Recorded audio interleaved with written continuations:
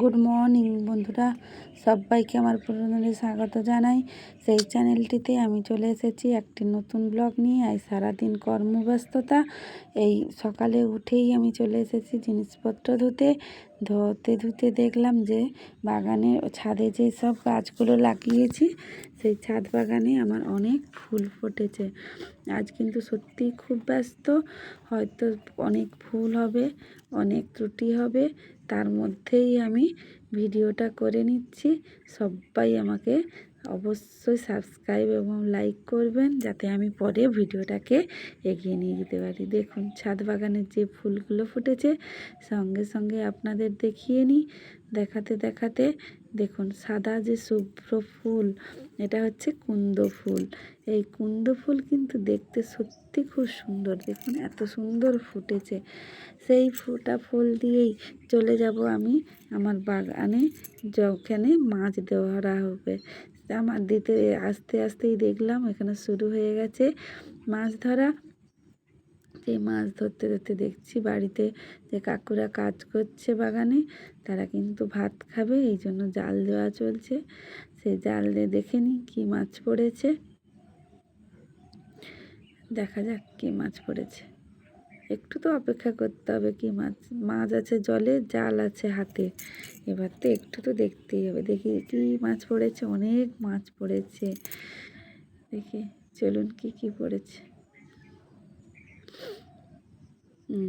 দেখেই তো মনে হচ্ছে দুটো সিলভার কাপ পড়েছে, কাতলা পড়েছে, আর ওই ছোট্ট মাছগুলো বাটা মাছ, শোলা বাটা পড়েছে। ভরা পুকুর, তাতেই যে মাছ এসছে সেটাই ভালো। এই ছোট মাছগুলো সব ছেড়ে দিতে হবে, না ছেড়ে দিলে কিন্তু দেখুন মরে যাবে। আর রৌদ্র প্রচুর, তাপ প্রচুর, তাতে কিন্তু না হলে মরে যাবে মাছগুলো না হলে মরে যাবে। সেই জন্য একটা করে মাছগুলো ছেড়ে নিই। আগে ছাড়িয়ে নেওয়ার পরেই মাছগুলোকে, যেহেতু আমি ভিডিও করছি সেই জন্য আমি আর হাত দিতে পারছি না। আমার হাজব্যান্ড আছে আর কাকুরা মিলেই করে নিচ্ছে।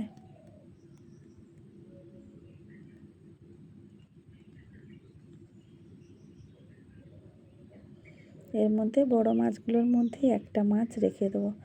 এই মাছ দিয়ে আলু দিয়ে ঝোল করব। সেই আলু দিয়ে ঝোল কিভাবে হয়, কাকুদের জন্য আজকে কি রান্না করলাম, কিভাবে সারাদিন ব্যস্ত, তার মাঝেই আজকে স্কুলে পরীক্ষা আছে, যেতে হবে। একটা মাছ নিয়ে তাতে কিন্তু জাবিয়ে রেখে দেবো, কারণ আবার জাল দেওয়া হবে। দেখে নেবো যে আর কি মাছ আছে কি না। জাবিয়ে রেখে দিল একটা সিলভার কাপ দিয়ে, আবার দিল। আমার পুকুরে কিন্তু খুব চিংড়া হয়েছে, বড় যে চিংড়িগুলো হয়েছে সেগুলো এখনো বড় হয়নি, ছোটই আছে। দেখা যাক এগুলো আপনাদের দেখাতে পারি কিনা, পরে কিনা, তাহলে আমি আপনাদের দেখাতে পারবো। কিছুই আসেনি বোধহয়, দেখে মনে হচ্ছে।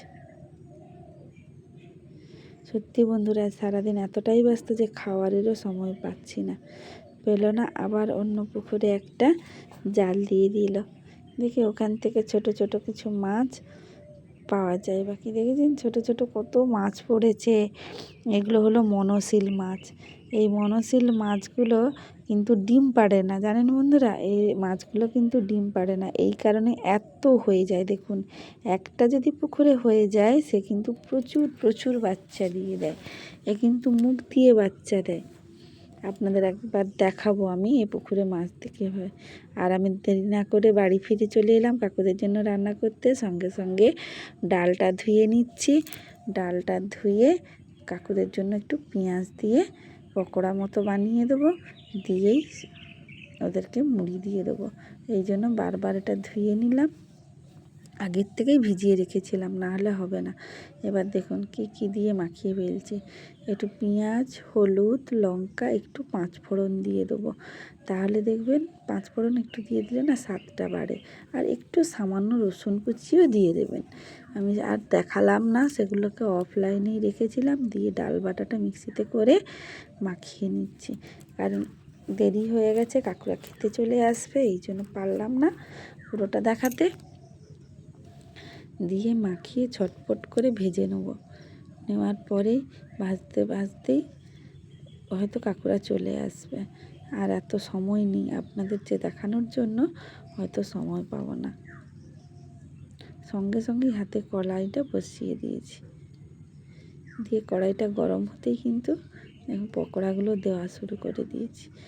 যেহেতু আমি নিজেই ফটোশ্যুট করছি আর ফটো করছি, সেই জন্য কিন্তু সবগুলো উল্টা, আমার মুখও দেখতে পাচ্ছেন। আমি চেষ্টা করছি মুখগুলো দেখানোর জন্য, সেই জন্য অবশ্যই আপনারা আমাকে লাইক করে মোটিভেট করুন, যাতে আমি এগুলোকে করতে পারি।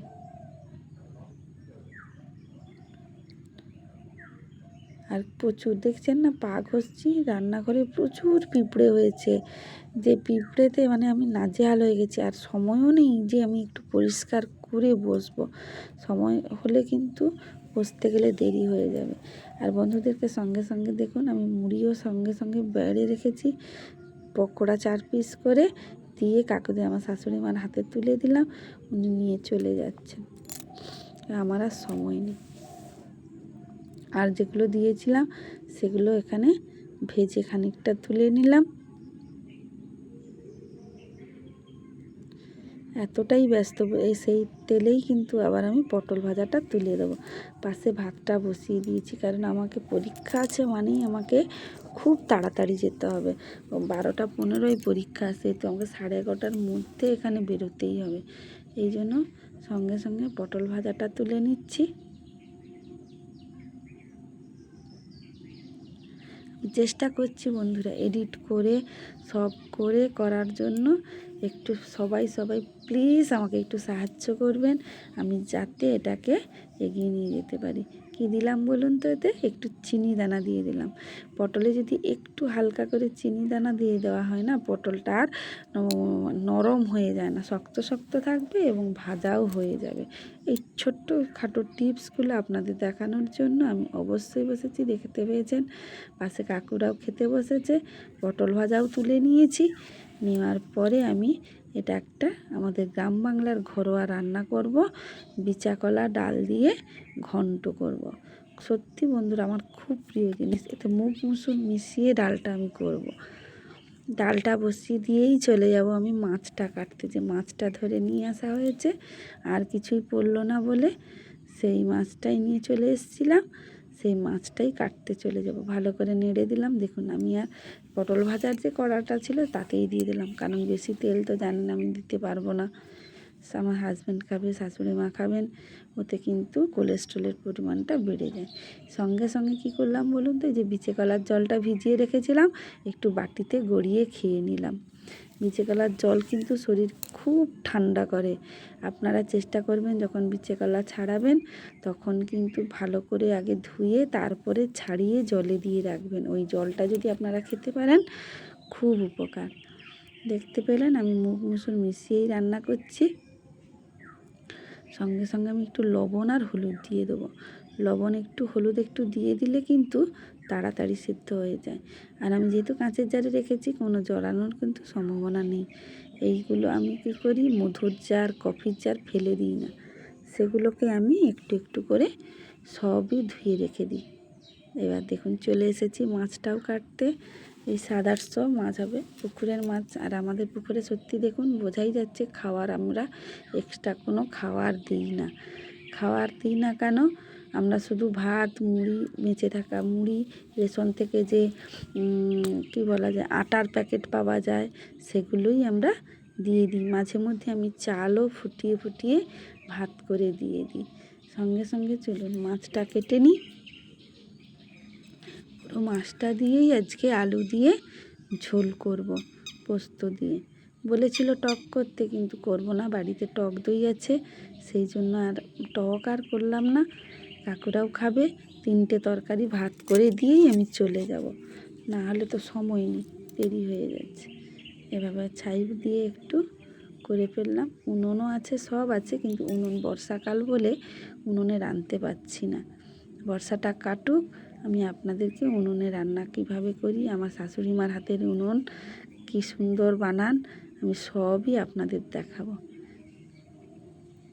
তাহলে আমার হাজব্যান্ড তো তুলেছে, এই কারণে আমি আর পারলাম না যে মুখটা দেখাতে। আমার হাজব্যান্ডেরও অভিজ্ঞতা নেই, আমাদেরও অভিজ্ঞতা নেই কীভাবে কি তুলতে হয়। এবার পরপর দেখে দেখে শিখছি।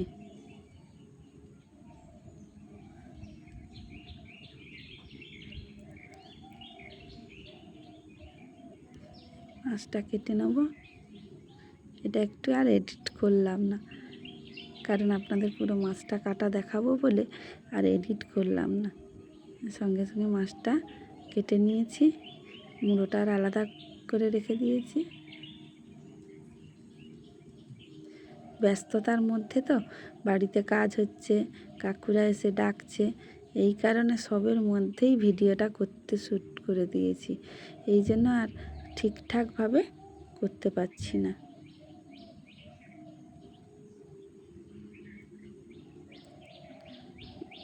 কাকুরা খেতে বসে গেছে তো দেখালাম আপনাদের, তাতেই এভাবে কেটে নিলাম। কানকোটা অবশ্যই, যতই পুকুরের মাছ হোক না কেন কানকোটা বাদ দিয়ে দেবেন।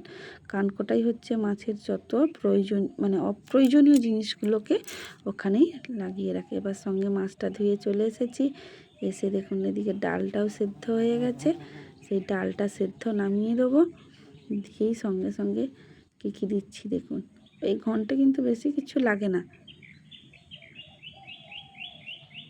দেখুন একটু লঙ্কা দিয়ে দেবো, ফোড়ন দিয়ে দেবো, তার মাঝেই কিন্তু তেজপাতা দিয়ে দিলাম, তার মাঝে আমি ভাতটা নামিয়ে নিয়েছি। পুরোটা দেখাতে গেলে তো অনেক সময় হয়ে যাবে, এই জন্য একটু এডিট করে দিয়েছি। পেঁয়াজ দিয়ে দিলাম।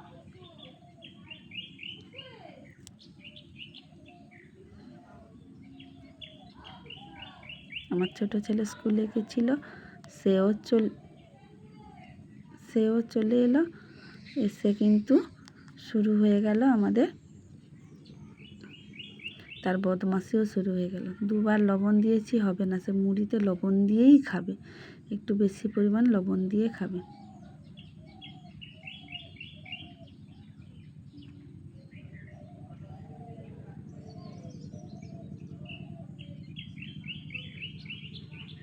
আশেপাশে সবাই চিৎকারও শুরু করে দিয়েছে। রান্না করতে করতে আপনাদের দেখিয়েও দিচ্ছি কিভাবে হবে। হালকা হালকা তেল দিয়ে ভালো করে ওটাকে একটু ভেজে নিচ্ছি।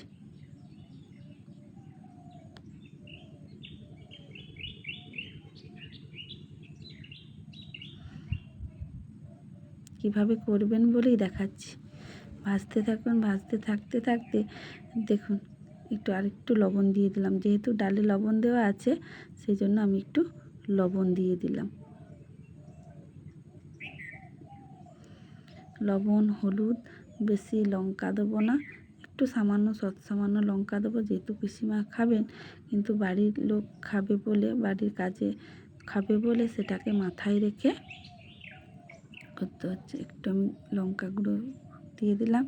লঙ্কাটা শেষ হয়ে গেছে বলে আর প্যাকেটটা কেটে বোতলে ঢালার মতো সময় হচ্ছে না, বুঝতেই পেরেছেন, এতটাই ব্যস্ত আমি। ঝটপট করে 3 তরকারি ভাত করে দিয়েই বেরিয়ে যাব।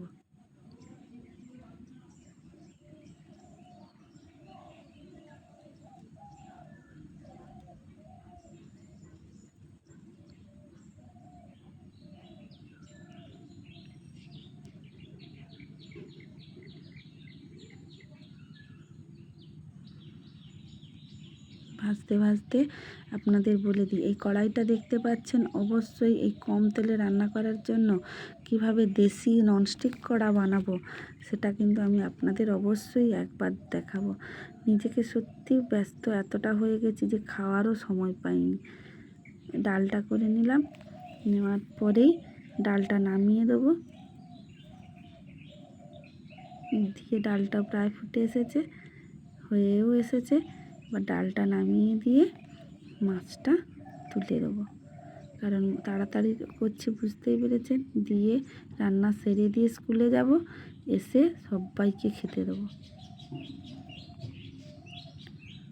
এসে তারপরে আবার ছেলেকে নিয়ে তবলায় বেরোবো। আর সত্যি ব্যস্ত। কড়াইতে তেল দিয়ে সঙ্গে সঙ্গে আলুটাও কেটে নিচ্ছি। ঝোলের জন্য আলু কাটা ছিল না, সেগুলো সব আমার শাশুড়ি মা কেটে দিয়েছেন, কিন্তু ঝোলের জন্য আলুটা কাটা ছিল না, সেগুলো আমি কেটে নিচ্ছি। কড়াইতে তেলটাও বোধহয় গরমও হয়ে গেছে, ধোঁয়া বেরোচ্ছে।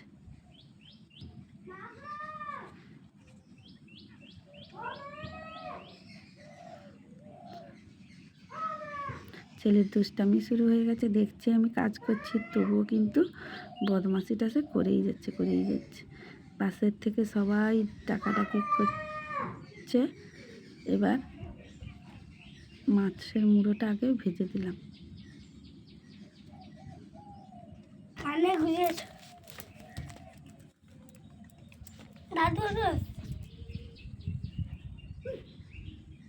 মাছটা সঙ্গে সঙ্গে ভেজে নিলাম।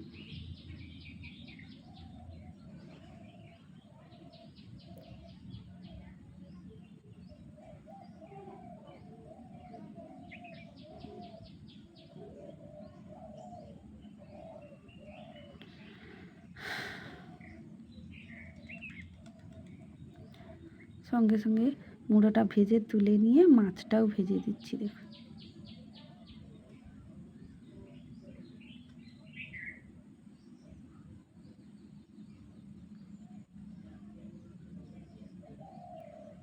মাছটা ভালো করে ভেজে নিয়ে এবার তুলে নেব।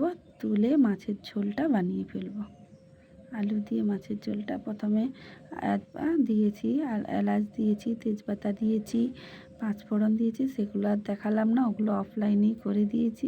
দিয়ে আলুটাকে ভালো করে নেড়ে চেড়ে টমেটো দিয়ে দেবো, পেঁয়াজ দিয়ে দেবো, একটু রসুন দিয়ে দেবো, দিয়ে এটাকে ভালো করে নেড়ে চেড়ে, আর আগের থেকেই আদা, পোস্ত, তিল একটু বেটে রেখেছিলাম। আমি কিন্তু সবসময় তিলটা বেশি খাই, কারণ জানেন তো তিলটা একটু শরীরের পক্ষে খুব ভালো, মেয়েদের ক্যালসিয়াম দেওয়ার জন্য তিলটা খুব ভালো।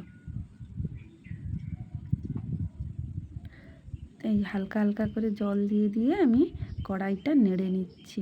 না হলে কি বলুন তো, কড়াইটা না নেড়ে নিলে কিন্তু বসে যাবে, আর তরকারির যে পেঁয়াজ টমেটোগুলো কিন্তু ঠিক করে গলবে না। সেই জন্য একটু নেড়ে নিচ্ছি।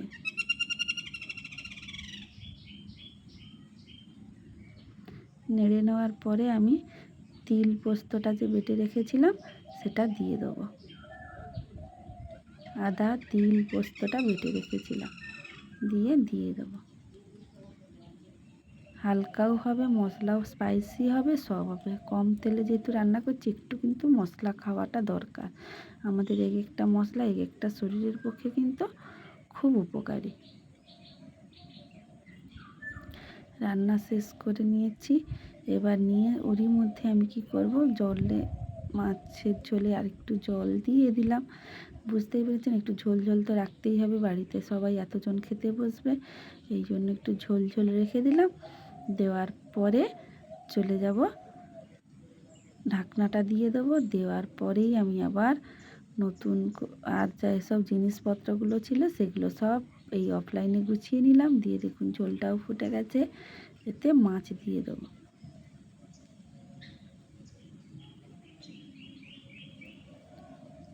মাছটা দিয়ে দিচ্ছি। এতটাই ব্যস্ত যে আর মানে নিজের খাওয়ার আর সময় পেলাম না। না খেয়েই হয়তো বেরোবো, বা সঙ্গে দুটো কিছু ফল একটু খেয়ে নেব, নিয়েই বেরিয়ে যাব। এসে আবার সবাইকে ভাত খেতে দেবো, দিয়েই চলবে।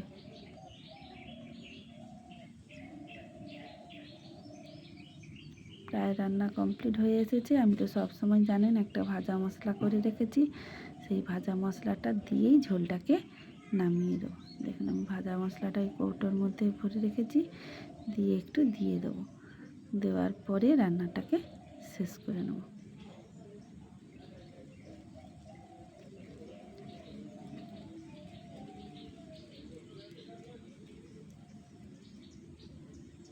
রান্নাটা কমপ্লিট করে নেব। কড়াইতে আর নামাবো না অন্য কোথাও, কড়াইতেই রেখে যাব, কারণ এসে তাহলে সবাইকে মাছটা তুলে দিতে সুবিধে হবে, না হলে ভেঙে যাবে। এভাবে না করলে কিন্তু বাইরের লোক খাবে তো মাছটা ভেঙে গেলে বাজে লাগবে। দেখুন সঙ্গে সঙ্গে রেখে গুছিয়ে বেরিয়ে পড়লাম স্কুলে যাব বলে। স্কুলের জন্য রওনা হলাম, আমার হাজব্যান্ডই ছেড়ে দিয়ে আসবে। এবার স্কুলে ঢুকতে ঢুকতে একটা জিনিস দেখতে পেলাম, কি বলুন তো, ঢুকতে ঢুকতে দেখলাম যে ম্যাডাম স্টাফ রুমের মধ্যেই কিন্তু বাচ্চাদেরকে পড়াচ্ছে, যেহেতু ওদের টেস্ট পরীক্ষা সামনে আছে, পুজোর ছুটিও পড়ে যাবে, সেই জন্য ওদেরকে একটু একটু করে পড়িয়ে দিচ্ছে। এই ম্যাডাম কিন্তু এইরকমই, যে ছেলেরা পারে না, বুঝতে পারে না, তাদেরকে কিন্তু স্টাফ রুমের মধ্যে ডেকেই উনি পড়ান। উনিও কিন্তু দেখতেই পেয়েছেন বইটা দেখেই যে উনি হচ্ছেন ইংলিশ টিচার, উনি শ্রাবণীদি, পাশে শ্যামাশ্রীদি। ওখান থেকে বাড়ির থেকে চলে এলাম, এসেই দেখুন সঙ্গে ছিলাম, বেশি সময় ছিলাম না, 1 ঘন্টা মতো ছিলাম, দিয়েই এসেই ভাত বাড়তে বসে গেছি। শাড়িটা আর খুললাম না, একবারে খেয়ে দিয়েই খুলবো, তারপরে হবে।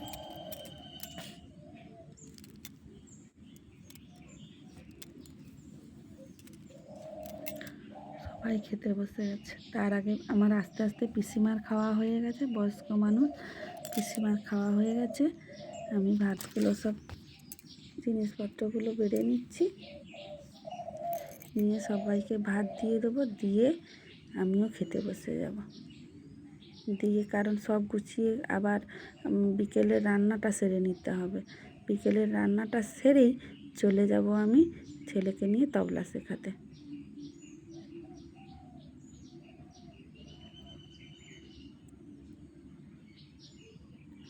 আমাকে দেখে মনে হচ্ছে না যে আমি সবই কিভাবে কি করছি? হ্যাঁ বন্ধুরা, এভাবেই আমার সারা দিনটা কেটে যায়। ওপরে যখন জিনিসপত্র ধুয়ে এসে দেখছি না, আমার শাশুড়ি মা বসে গেছে কিন্তু মুড়ির চাল নিয়ে। মুড়ির চাল দিয়ে ভাজা হয়েছিল, সেই মুড়ি ভেজে নিয়ে আসা হয়েছিল, সেই মুড়িগুলো ভাজতে বসে গেছেন। আমি এবার ছেলেকে আর ঘুম করালাম না, দেরি হয়ে গেছে বলে, এই জন্য আমি কী করলাম, ছেলেকে আর ঘুম করালাম না, ছেলেকে আমি পড়তেই বসাবো। সঙ্গে সঙ্গে আমি চাল গুঁড়ো করে নেব, চলবে, আমার ননদরা আসবে, এই কারণে শাশুড়ি মা বললেন একটু তাল দিয়ে প্রেসার কুকারে একটু পোড়া পিঠা বানিয়ে ফেলতে। কর্তাকে তুলে দিয়েছি, বলছি আর ঘুমোতে হবে না, চলো। গিয়ে আমার শাশুড়ি মা এসে স্কুল থেকে এসে দেখছি তালটাও ঝুড়ে রেখেছিল, নারকেল ঝুড়ে রেখেছিল। আমার কর্তাকে দিয়ে বলছি তুমি একটু নারকেলটা তুলে দেবে, চলো। ও কিন্তু এইভাবে নারকেলের মালাটা খুব সুন্দর করে সবসময় তোলে। ছেলেকেও দেখুন পড়াতে বসে গেছি, মানে সব কিছুটাই একসঙ্গে করছি। এই জন্য বুঝতেই পেরেছেন আমার একটু আগোছালো, কারণ আমি আর গুছিয়ে রাখতে পারি না। এক্ষুনি গুছালে এক্ষুনি সব উলট পালট হয়ে যায়। এভাবে ছেলেকেও সঙ্গে সঙ্গে পড়িয়ে নিলাম, ওর পরীক্ষা আছে সোমবার থেকে। ওই পড়াতে পড়াতে সবটাই চলবে, আমি ওভাবেই করি। আমি এখনও আমার বড় ছেলেকেও কী করতাম, যে মানে রান্না করতে করতে পড়াতাম, আর ছোট ছেলেকেও তাই রান্না করতে করতে পড়াই। দেখুন তালের মারটা যে বের করে রেখেছিল, কুকারে, প্রেসার কুকারে করে আমি করে ফেলবো তালের পোড়া পিঠা। এই কর্মব্যস্ত সাথে আমি এই সারাদিন মানে এতটাই ব্যস্ত ছিলাম যে বসার মতো একটুও সময় পাইনি। মনে হচ্ছে এই রান্না করতে করতে আমারই মনে হচ্ছে যেন একটু গাটা এলিয়ে দিই, কিন্তু হচ্ছে না। আজকে চিনি দিয়েই বানালাম, যেহেতু ননদরা আসবে, নন্দাইরা আসবে, সেই জন্য আমি আর অন্য কিছু করলাম না। এতে কী দিলাম বলুন তো, চিনি দিলাম, একটু মৌরি দিলাম, নারকেল কুচি দিলাম, আর নারকেল কুড়ো দিলাম, দিয়ে তালটাকে ভালো করে মাড় করে নিচ্ছি।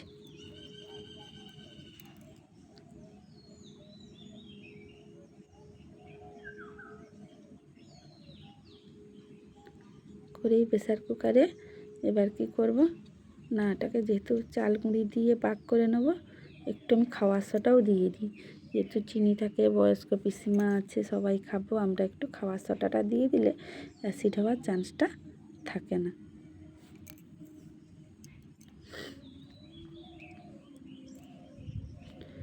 এই জন্য এটাকে ভালো করে পাক করে নেব। নিয়েই এটা না বসিয়ে দিই, শাশুড়ি মাকে বলবো নামাতে বলে দিয়েই আমি চলে যাব কিন্তু ছেলেকে নিয়ে তবলা শেখাতে।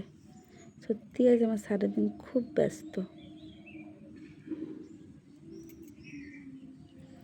সঙ্গে দেখুন চাল গুঁড়িটা মিশিয়ে দিলাম, একটু লবণও দিয়েছিলাম, দিয়ে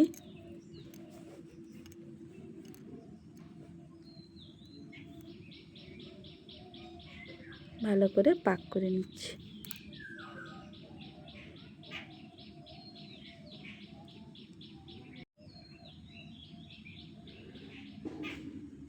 যেহেতু কুকারে হবে একটু কিন্তু নরমভাবেই রাখবো আমি এটা। আর আমি এটা মিক্সিতেই বেটেছিলাম। এবার কুকারটা দেখুন গরম করে এভাবে বসিয়ে দিয়েছি, জল হাত করে চেপে চেপে বসিয়ে দিয়েছি। যেহেতু একটু পুরু হয়েছে এর কিন্তু একটু সময় লাগবে। দিয়ে দেখুন সঙ্গে সঙ্গে আর শাড়ি পরলাম না, সঙ্গে সঙ্গে বেরিয়ে পড়লাম। বুঝতেই পেরেছি আর আমার যেন শরীর এলিয়ে যাচ্ছে, কিন্তু না নিয়ে গেলে না।